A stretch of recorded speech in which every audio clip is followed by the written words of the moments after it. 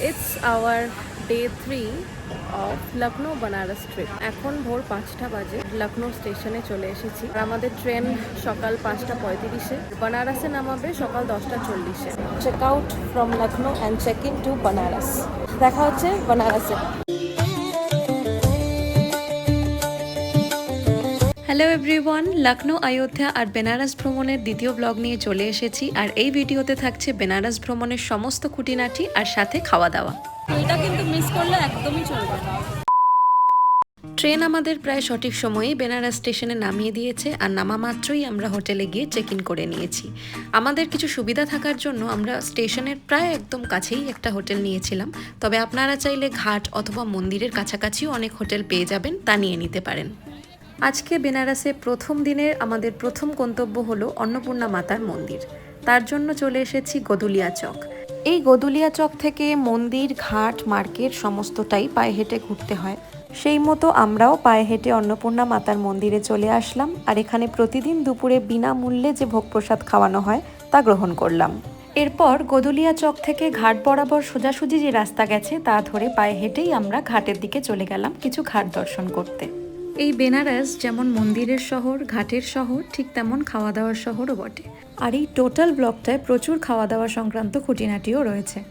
ঘাট থেকে ফিরতি পথে রাস্তায় এক জায়গায় ছোটে কচুরি চাট দেখতে পেয়ে সেটা একটু ট্রাই করে নিলাম। অসাধারণ খেতে। শুধু তাই নয়, টেস্ট করলাম বেনারসের বিখ্যাত মালাইও। এটা আপনারা যে কোনো দোকানেই পেয়ে যাবেন। ঘাট ফিরতি পথে আর একটা জিনিসও লক্ষ্য করলাম, খিচুড়ি বাবার মন্দির, যেখানে সব সময় খিচুড়ি তৈরি হচ্ছে আর বহু মানুষ সেই প্রসাদ গ্রহণ করছেন।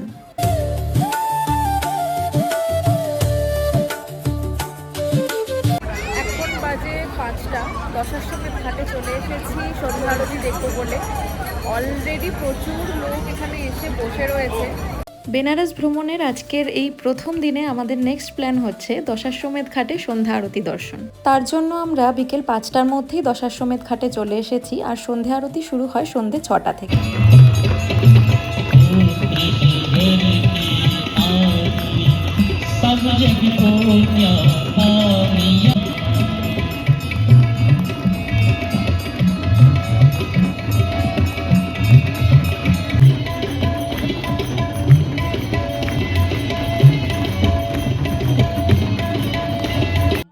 সন্ধ্যা আরতি দর্শনের পর এবার আমাদের খাওয়া দাওয়া করে আবার হোটেলে ফেরার পালা। তার জন্য আমরা চলে এসেছি কাশী চাট ভান্ডারে।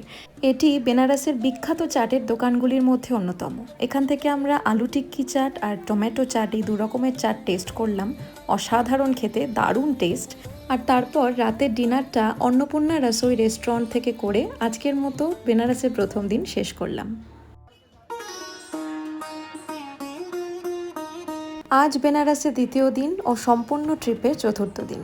আজ একদম ভোরে উঠে ভোর 4টের মধ্যে চলে গিয়েছিলাম শ্রী কাশী বিশ্বনাথ মন্দিরে পুজো দিতে।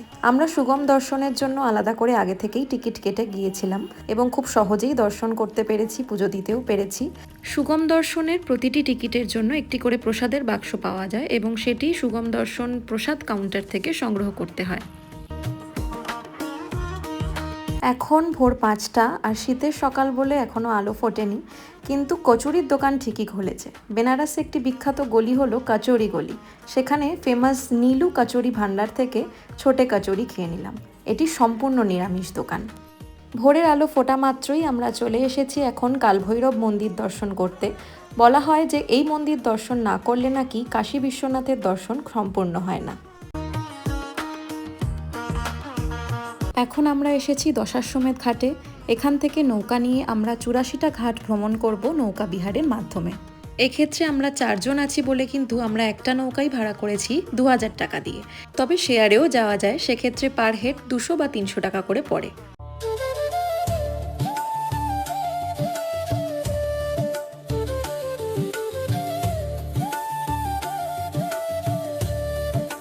নৌকা বিহারের পরই আমরা এখন বেরিয়ে পড়েছি বেনারসের মধ্যে কিছু ঘুরে দেখব, অর্থাৎ সাইট সিইং করব বলে। তার জন্য আমরা একটি অটো ভাড়া করেছি 1500 টাকা দিয়ে। অটো দাদা প্রথমে আমাদের নিয়ে গেলেন শ্রী দুর্গা মাতা মন্দিরে। তারপরে ওখান থেকে চলে গেলাম তুলসী মানস মন্দির দেখতে। এরপর সংকটমোচন হনুমান মন্দির। সংকটমোচন হনুমান হনুমান মন্দিরের ভিতরে থাকা প্যারার দোকান থেকে কিন্তু অবশ্যই প্যারা কিনবেন, কারণ বেনারসের সব থেকে বিখ্যাত আর টেস্টি প্যারা কিন্তু এখানেই পাওয়া যায়। এরপর এখন আমরা চলেছি BHUর ভিতর দিয়ে, অর্থাৎ বেনারস হিন্দু ইউনিভার্সিটি বা কাশী হিন্দু বিশ্ববিদ্যালয়ও বলা যেতে পারে। এর ভিতরেই আমরা দর্শন করে নিলাম নবনির্মিত বিশ্বনাথ মন্দির। এরপরে আমরা দেখে নিলাম রামগড় ফোর্ট। এর ভিতরে একটি মিউজিয়াম রয়েছে, সেটিও টিকিট কেটে দেখে নিলাম। এরপর অটোদাদা আমাদের নিয়ে আসলেন সারনাথে। সেখানে বুদ্ধ মন্দিরটি দেখলাম। এছাড়া দেখলাম সারনাথের বিখ্যাত ধামেক স্তূপ, যা সম্রাট অশোক দ্বারা নির্মিত। জ্ঞানার্জনের পর গৌতম বুদ্ধ তার প্রথম ধর্মোপদেশ এইখানেই দিয়েছিলেন। এরপর আমরা চলে আসলাম জাপানিজ টেম্পল দেখতে। এর ভিতরে থাকা বুদ্ধদেবের শায়িত যে মূর্তিটি রয়েছে সেটি এবং অন্যান্য সমস্ত আসবাবপত্র চন্দন কাঠের তৈরি। এছাড়া এখানে রয়েছে অশোক স্তম্ভ এবং একটি শান্তি স্তূপও। সমস্ত সাইট সিইং সেরে আমরা রাস্তায় একটি দোকানে লাঞ্চ সেরে নিয়েছিলাম আর সন্ধেবেলায় চলে এসেছি মণিকর্ণিকা ঘাটে। এই ঘাটের শান্ত পরিবেশে একটু সময় কাটিয়ে কাশী বিশ্বনাথ করিডোরের দিকে গেছি। সন্ধেবেলা এই কাশী বিশ্বনাথ করিডোরের অপরূপ সৌন্দর্য দেখতে অবশ্যই আসবেন।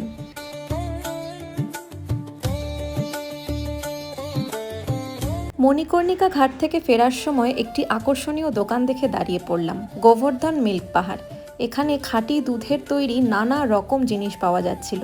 আমরা এখান থেকে ট্রাই করলাম মালাই, একদম পিওর মালাই যাকে বলে।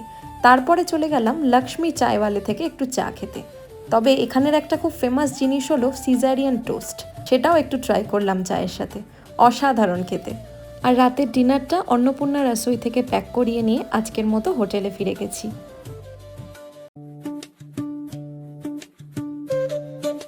আজকে বেনারসের তৃতীয় দিন এবং ট্রিপের শেষ দিনের ব্লগ শুরু করছি। আজকে সকালে উঠেই ফ্রেশ হয়ে চলে গিয়েছিলাম গদুলিয়া চক, আর সেখান থেকে ব্রেকফাস্ট করব বলে একটি কচুরির দোকানে গিয়ে বড় কচুরি খেলাম। আর একটা নতুন জিনিস ট্রাই করলাম, ছানার দই বড়া, বেশ অন্যরকম, অন্যান্য অনেক দোকানেই পাওয়া যায়। এরপরে আবারও চলে এসেছি আজকে গোবর্ধন মিল্ক পাহাড়ে। আজকে এখান থেকে নতুন একটি মিষ্টি ট্রাই করলাম, সেটি হলো পালাংতোর। এছাড়া খেয়ে নিলাম লস্যি।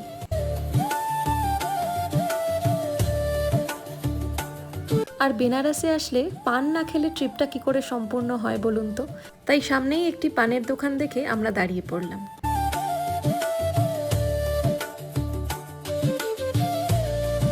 বেনারসে আসলে অবশ্যই এখানকার অলিগলিগুলো ঘুরে দেখার জন্য কিছুটা সময় রাখবেন। আজকে আমরা সেগুলোই ঘুরব।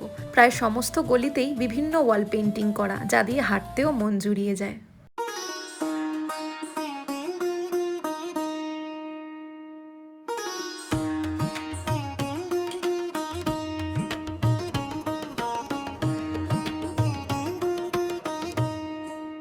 আজকে আমরা প্রচুর অলিগলি পায়ে হেঁটে ঘুরেছি, আর সেখানে এমন গলিও পেয়েছি যেখানে বেনারসি শাড়ির হোলসেল মার্কেট রয়েছে এবং সেই বেনারসির প্রাইস 350 টাকা থেকে শুরু। তবে আমি যেহেতু কিনিনি তাই আর দোকানে দাঁড়াইনি।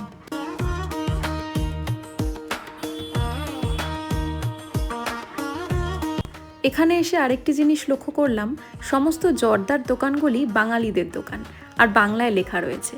সেরকমই একটি দোকান দত্তর জর্দা, সেখান থেকে পান মশলা নিয়ে নিলাম বাড়ির সবার জন্য। এরপর মার্কেটটা একটু ঘুরে দেখলাম। গদুলিয়া চক থেকে ঘাট বরাবর যেতে কাশী বিশ্বনাথ দ্বার বলে যে গেটটি করা আছে, সেটা দিয়ে ঢুকলেই মার্কেটটি পাওয়া যায়। অসম্ভব বড় আর সুন্দর একটি মার্কেট। আজকে আমাদের প্রচুর ঘোরাঘুরি আর হাঁটাহাঁটি হয়েছে এবং তার জন্য আমরা আজকে আবারও চলে এসেছি কাশী বিশ্বনাথ করিডোরে। নদীর ধারে ঘাটে খানিকক্ষণ বসলাম, জিরোলাম, আর তারপর আবারও আজকে চলে গিয়েছিলাম লক্ষ্মী চায়ওয়ালেতে একটু বাটার টোস্ট আর চা খেতে। সেটা খেয়ে রাতের ডিনার করতে স্যাফরন রেস্টুরেন্টে চলে গেলাম। এটা আপনাদেরকে একটা নতুন খোঁজ দিলাম। এই রেস্টুরেন্টটা আর অন্নপূর্ণা রসোই, এই দুটো রেস্টুরেন্ট দারুণ খাবার, খুব সুস্বাদু, অবশ্যই ট্রাই করবেন।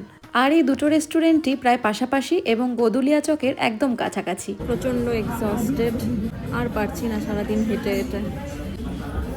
এখন ফাইনালি খেয়ে দিয়ে বাড়ি যাব। স্যাফরনে এসেছি, জাস্ট ধোসা অর্ডার দিয়েছি, 4 জনেই 4টে ধোসা খাবো, রুমে যাব, ডান অ্যান্ড ডাস্টেড। কালকে ট্রেন।